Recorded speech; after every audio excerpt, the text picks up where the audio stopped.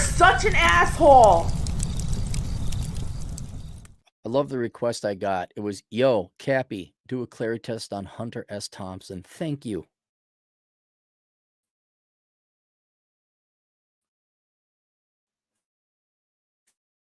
Thank you so much. Am I here? Holy cow. Did we just lose it? Did we just lose it? I'm sorry. All right. South Dakota internet. I won't lie. It's like what's his name? Who's the black guy we're all told that we should really like decades ago? Samuel Jackson. Anytime your mom said, "Hey, you'd really like this." Oh no. Hey, you should like. Oh, look, he's sassy. He's crazy. He always talks like he's constipated. What in hell name you talking? Big Kahuna Burger. It is. Talks like he's constipated. That's Samuel Jackson. Can you talk like you're constipated all the time? All right. Here's a couple $100 million. Vote Democrat. So the Hunter Thompson, I'm like, and so I'm hoping I'm proven wrong. I'm hoping I'm proven wrong that it's not just what the normies, conformities, and inferiors like. Oh my God, isn't he amazing? He's so edgy. I'm like, yeah, Mr. 102 IQ, probably would be amazing to you. So let's go. Well, let's go find him first. Hunter S. Thompson. Born 1937, died 2005, American journalist and author who founded the Gonzo journalism movement. Crazy! He rose to prominence in the publication of Hell's Angels 1967, a book for which he spent a year living and riding with the Hell's Angels Motorcycle Club. All right, that's cool. All right, so far I'm being proven wrong. 1970, he wrote an unconventional magazine feature titled The Kentucky Saved, which raised his profile and established his counterculture credibility. See, here's the problem. I mean, okay, yeah, he was unique. Yeah, he did his own thing. But it's right in peak. Oh, we're edgy boomers fighting the system, man. Which isn't his fault, I should guess. It also set him on the path to establishing his own subgenre of new journalism that he called gonzo, a journalistic style in which the writer becomes a central figure and participants in the events of the narrative. I don't know if that's cool or if that's egotistical. Thompson remains best known for Fear and Loathing in Las Vegas, 1972, a book for serialized in Rolling Stone, in which he grapples with the implications of what he considered the failure of the 1960s counterculture movement. Oh, you mean when the boomers had to get jobs? It was adapted for film twice, loosely Where the Buffalo Roam, starring Bill Murray as Thompson in 1980, and explicitly in 1998 in Fear and Loathing Las Vegas, Johnny Depp and Benicio del Toro. Ran unsuccessfully for sheriff of Pitkin County, Colorado in 1970. His campaign was chronicled in the documentary film Peak Power. He covered George McGovern's 72 and Rolling Stone. See, that's the Rolling Stone. Okay, boomer.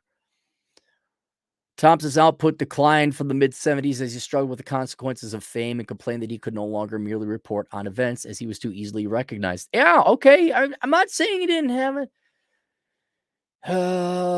Squashed by upper management, Rolling Stone, increasingly difficult to get his work into mainstream outlets. Did continue to write alternative newspapers.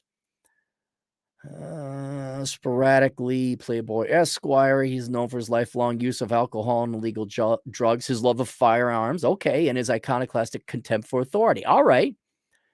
He often remarked, I hate to advocate drugs, alcohol, violence, or sanity to anyone, but they've always worked for me. Died. Yeah, no, he said he died by self-deletion, but he already had terminal illness. Ba-da-ba. Okay, let's go to the early stages. Let's make sure the internet is working. Thompson, born middle-class family, first of three sons. And this is when middle class meant, middle class. who worked as a head librarian, public insurance adjuster, and World War I veteran. All right, so he didn't come from wealth. He's also going to be ingratiated under the Boomer Clause, no matter what his degree. His parents were introduced. Thompson's name, ancestor, 60 years old, settled in the affluent Cherokee Triangle neighborhood, Highlands, 14. Mother died. Brothers raised. Oh, his father died. Wow. Yeah, so she raised him on a librarian's income, so he did not come from wealth.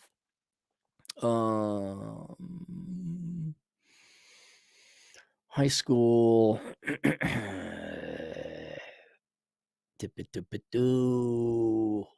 Sports, writing. Ejected Thompson, 19 for criminal activity, charged as accessory to robbery after being in a car with the perpetrator. Sentenced to 60 days, served 31, incarcerated. He enlisted in the U.S. Air Force. All right, he's got real world work experience. Applied to become an aviator, rejected application. Evening classes, travel around the United States. Commanding officer recommended for an early honorable discharge. In summary, this airman, although talented, will not be guided by policy. Early career in journalism. After leaving, worked as a sports editor, located in New York City, several courses, Columbia and General Studies.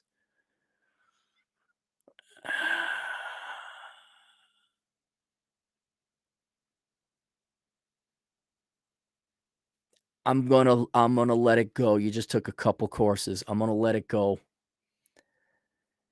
Typed out things. A copy boy in 1959. Time fired him for insubordination. Later that year, he worked as a reporter for the Middletown Daily Record of Middletown, New York. Fired from this job after damaging an office candy machine and arguing with the local owner of a restaurant who happened to be an advertiser with the paper. I don't know. Kind of sounds like a dick. Oh, he's a rebel. Yeah, but I have lines where I'm not going to destroy property. More writing in different magazines. Went to Puerto Rico. Lived in Big Sur. 62, traveled to South America. By the way, he probably doesn't have a lot of money. You know, he's doing real work. He's getting by. I'm not saying this. He's just all over the place. During the summer of the last year, Hunter began taking Dexedrine, which is what would he predominantly use for writing up until around 1974. He began to write mostly on the influence of cocaine. Edgy, hey, you and Stephen King, I think. Thompson continued to write for National Observer, Array of Subjects, early 60s, Ketchum, Idaho, to investigate the reasons for Ernest Hemingway's self-deletion. While there, he stole a pair of elk antlers hanging above the door of Hemingway's cabin later that year. Okay, what a dick.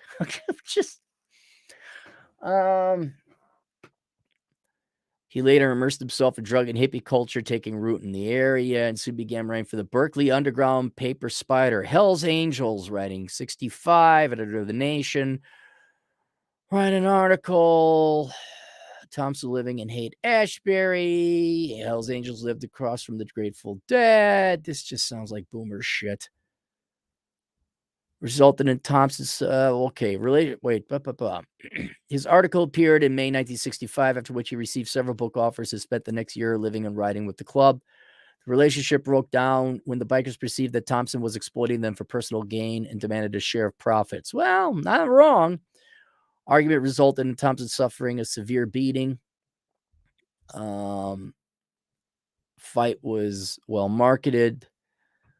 New York Times reviewed for work angry, knowledgeable, fascinating. Late 60s. Following the success of Hell's Angels, New York Times, Esquire pageant, Summer of Love, Haight-Ashbury, more baby boomer bullshit. Middle years, birth of Gonzo, fear and loathing, fame and consequences. Later years, faced the charge when that she denied his sexual advances while at his home, threw a drink on her and twisted her left breast. He was tried for 5 felonies, 3 misdemeanors, only the assault charge. Charges was dropped 2 months later. 90s began working on a novel. So he kept working. It looks like 2004. Yeah, and then he had terminal disease. The Clarey score. I mean, he gets a perfect score. Didn't come from wealth. Did major and dumb stuff. Worked his entire life until he was dead. Had real world. Worked his life until he gets a perfect score. Do I want to have a beer with this guy? No. No, he is. He's the guy that I was told to think was edgy and cool. I wouldn't want to have a beer with this guy. Oh, hey, I mean, maybe back in the day, if I was younger and like these ideas were being formed, these cultural movements were yet to be known for what they are today. Well, I don't need to talk to a drug-taking boomer hippie. I don't. I just don't care. I wouldn't want to have a beer with the guy. Could he run for office? Yeah, he could run for office. I might even vote for the guy, but I don't want to. I'm sorry. Here, sit down, everybody. Sit down. I describe Hunter S. Thompson as, okay, boomer.